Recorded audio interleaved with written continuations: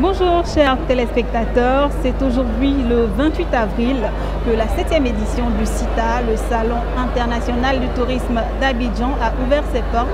Un événement qui est marqué par la présence de nombreuses personnalités que nous allons recevoir sur ce plateau. Un plateau initié par Côte d'Ivoire Tourisme et piloté par Great Event TV. Alors, sans plus tarder, nous allons recevoir le premier responsable de cet événement, Monsieur Jean-Marie Sommet. Bonjour Monsieur Jean-Marie Sommet. Bonjour. Merci beaucoup de nous accorder un plaisir précieuses sur ce plateau. D'accord. Nous allons tout de suite passer à la première question. Quel est le message que vous voulez transmettre à travers cette nouvelle édition qui se veut grandiose et qui met en avant le caractère international? D'abord, vous dire que ce qui est important pour nous aujourd'hui, c'est que les Ivoiriens ont compris ce que c'est que le tourisme. Pas en grande partie, mais beaucoup d'Ivoiriens ont compris. Caractère grandiose, oui, parce que le pays est magnifique, extraordinaire. Et pour moi, la promotion n'a pas de prix. Parler de mon pays, c'est parler de tout ce qu'il y a à l'intérieur. C'est parler de 60 façons d'être en Côte d'Ivoire. 60 façons, 60 cultures. Et nous partageons tout cela en un point commun. C'est l'accueil, l'Aqaba. Maintenant, les pays que nous avons, qui ont accepté l'invitation, sont des pays africains, en général, en dehors de l'Inde. Tous ces pays, le Burkina, le Mali, la Guinée, le Togo, le Bénin, des pays africains. Sont des pays africains avec en surplus le Maroc.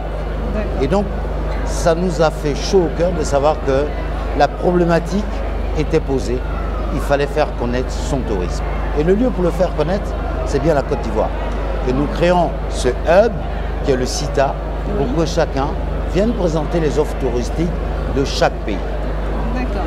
Pour les novices qui nous regardent aujourd'hui, qu'est-ce que c'est que le tourisme et le tourisme durable en particulier? Bon, vous avez deux questions. La première, c'est tourisme. Qu'est-ce que le tourisme? Le tourisme, c'est une activité décrite par l'Organisation mondiale du tourisme comme le facteur de déplacer quelqu'un d'une région à une autre pour 24 heures. Donc, je vous explique, c'est que les Ivoiriens eux-mêmes sont des touristes. Parce que quand ils se déplacent pour 24 heures vers Assini, ils deviennent des touristes, ils sont comptabilisés comme tels.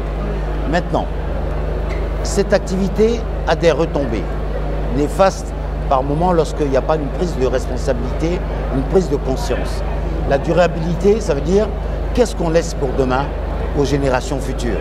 Et c'est pour ça que nous sommes sur la protection de l'environnement.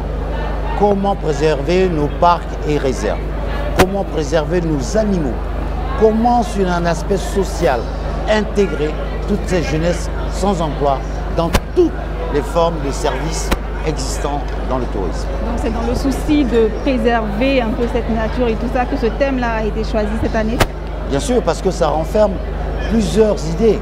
Parce que la durabilité, c'est l'homme qui est au cœur. C'est l'homme qui détruit. Mais l'homme ne peut pas reconstruire un arbre. Un arbre qui a 100 ans, lorsque vous l'abattez, vous perdez effectivement une ressource importante pour l'environnement. Je prends simplement le cas de la forêt du Banco. C'est une chose exceptionnelle, mais combien de gens savent que le parc du Banco existe et qu'on peut s'y promener sans être braqué, sans avoir des bandits à l'intérieur, participer à des randonnées à l'intérieur de ce parc. Mais le parc du Banco protège aussi la ville d'Abidjan par sa diversité et sa densité. Et c'est ça qui est important. Est-ce que les Africains aujourd'hui savent réellement ce que c'est que le tourisme durable et est-ce qu'ils sont réceptifs à cette forme de tourisme?